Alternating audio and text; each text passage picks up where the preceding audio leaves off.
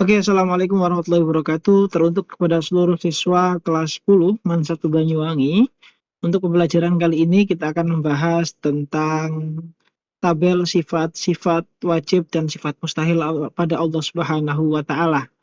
Nah, kalian sebelum masuk dan memahami, silakan kunjungi akun Instagram Majelis Hore yang ada pada Instagram, bisa kalian cari di situ. Itu adalah akun belajar yang saya buat, yang Pak Rizky buat untuk memahami beberapa materi termasuk akidah akhlak maupun sejarah kebudayaan Islam.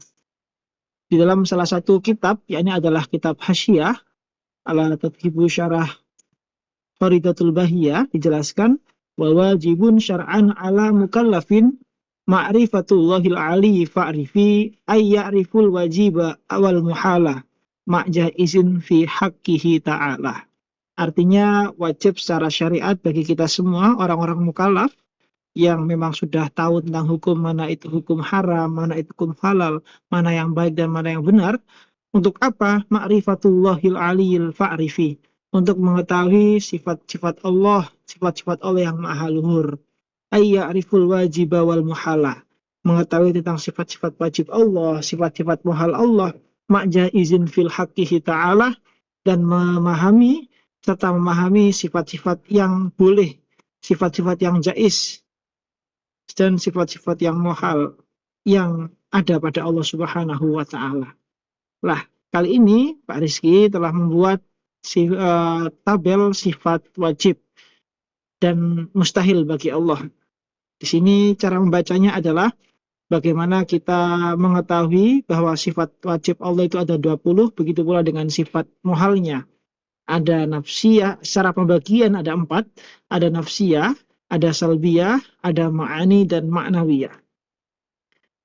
Pembagian tersebut untuk cara memudahkannya dan menghafalkannya, bahwa kita tahu bahwa sifat nafsiyah adalah sifat yang hanya dan harus ada pada Allah Subhanahu wa taala, yakni contohnya adalah wujud.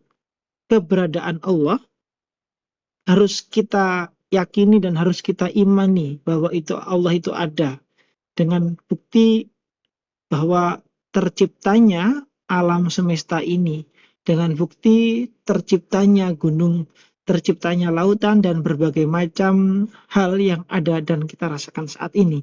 Mustahil jika tidak ada satupun di antara kita yang menciptakan.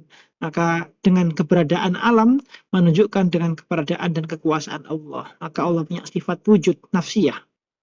Sedangkan salbiyah ini adalah sifat yang dimana tidak ada makhluk yang punya sifat yang sama dengan Allah. Yakni adalah contohnya sifat salbiyah itu ada 5. Kidam, bako, mukhalafatul hawadis, qiyamuhu binafsihi, dan wahdaniyat. Kidam, terdahulu, bako, itu kekal, mukhalafatul hawadis, berbeda dengan makhluknya, qiyamuhu binafsihi, berdiri sendiri, dan wahdaniyat adalah esa. Di antara kita tidak mungkin kidam, tidak mungkin bako, tidak mungkin mukhalafatul hawadis, dan tidak mungkin qiyamuhu binafsihi, dan juga tidak mungkin wahdaniyat, karena posisi kita tidak tunggal. Kita dan jenis kita banyak orang yang sama dengan kita, punya telinga, sama-sama punya mata. Maka itu adalah sifat salbiyah yang tidak mungkin ada pada makhluk dan jelas ada pada Allah Subhanahu wa taala. Nah, ini di slide kedua saya menampilkan beberapa pengertiannya. Terus sifat ma'ani adalah sifat-sifat yang abstrak. Sifat-sifat dalam bahasa nahwu adalah dalam bahasa nahwu itu ada ma'rifat, ada nakiroh. Ma'ani adalah nakirohnya yang bersifat abstrak. Yang termasuk sifat ma'ani ada 7, yaitu adalah kudrat, irodat, ilmun, hayat, sama, basar, kalam. Kenapa kok abstrak? Kenapa kok nakiroh? Karena kudroh, Allah itu kuasa. Juga manusia, makhluk juga kuasa. Iradah, berkehendak. Allah berkehendak, manusia, kita sebagai makhluk juga mempunyai kehendak. Begitu pula ilmun, begitu pula hayat, begitu pula sama, begitu pula basar, dan begitu pula kalam. Kita semua bisa, dan Allah juga melakukan hal yang sama.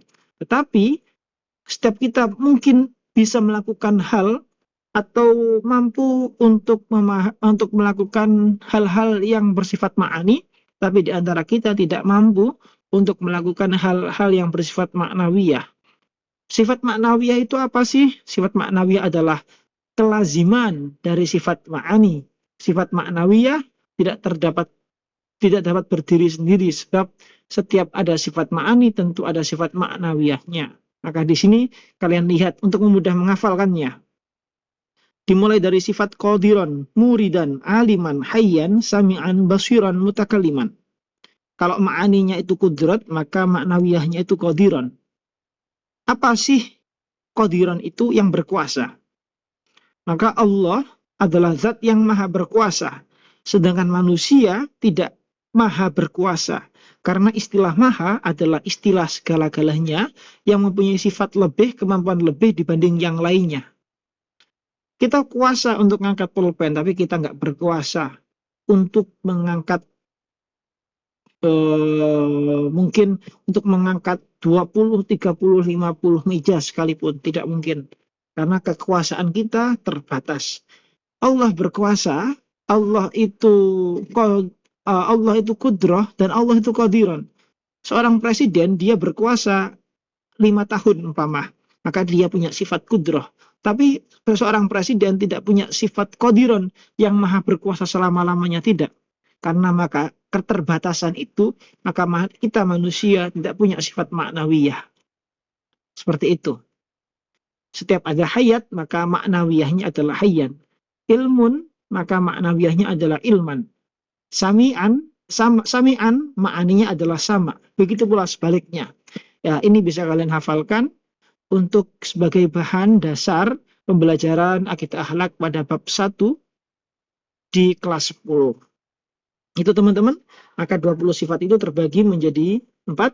Sifat nafsiyah, salbiyah, ma'ani, dan ma'nawiyah. Nafsiyah itu ada 1, salbiyah ada 5, ma'ani ada 7, ma'nawiyah ada 7. Kurang lebihnya mohon maaf, nanti kita lanjutkan di pertemuan yang akan datang di kelas. Kurang lebihnya mohon maaf. Wassalamualaikum warahmatullahi wabarakatuh.